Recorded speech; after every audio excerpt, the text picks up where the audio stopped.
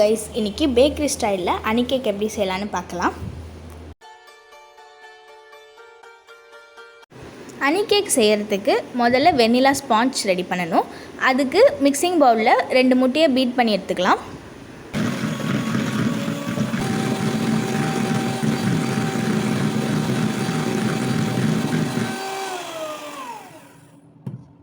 முட்டை 3 seconds beat ஆனதும் நான் 1/2 கப் சுகர் பவுடர் பண்ணி வச்சுருக்கேன். அதையும் இது கூட சேர்த்து நல்லா பீட் பண்ணி எடுத்துக்கலாம்.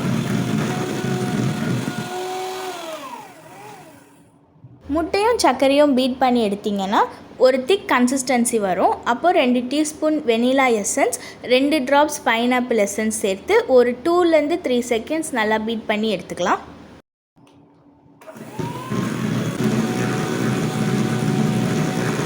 அரை கப்பு மைதா, 1/2 teaspoon baking powder, 1/4 teaspoon baking soda சேர்த்து ஸ்பேச்சுலா வச்சு கட் அண்ட் ஃபோல்டு மெத்தடில் மிக்ஸ் பண்ணி எடுத்துக்கலாம்.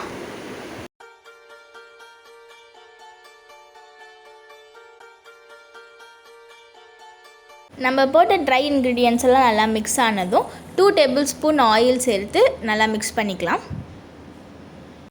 ஆயில் சேர்த்துட்டு ரொம்ப மிக்ஸ் பண்ண வேண்டாம். ஒரு 1 to 2 செகண்ட்ஸ் மிக்ஸ் பண்ணால் போதும்.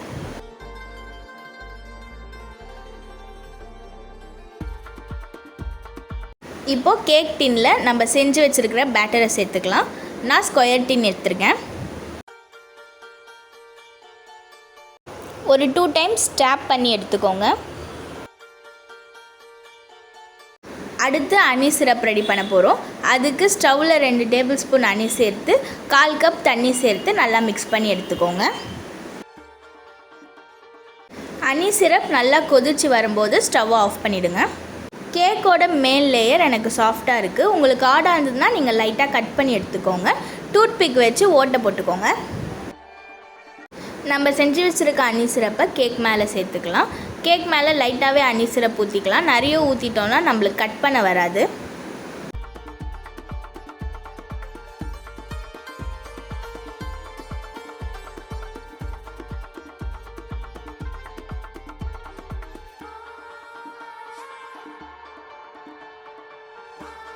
நெக்ஸ்ட்டு ஜாம் சிரப் ரெடி பண்ண போகிறோம்.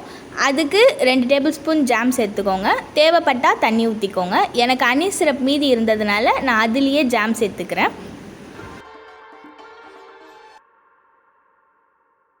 ஜாம் சிரப் தண்ணியாகவே எடுத்துக்கோங்க. அப்போ தான் கேக் மேலே ஊற்ற முடியும். கட்டியாக எடுத்துட்டிங்கன்னா கொஞ்சம் கஷ்டமாக இருக்கும். இப்போ செஞ்சு வச்சுருக்கிற ஜாம் சிரப்பை கேக் மேலே சேர்த்துக்கலாம்.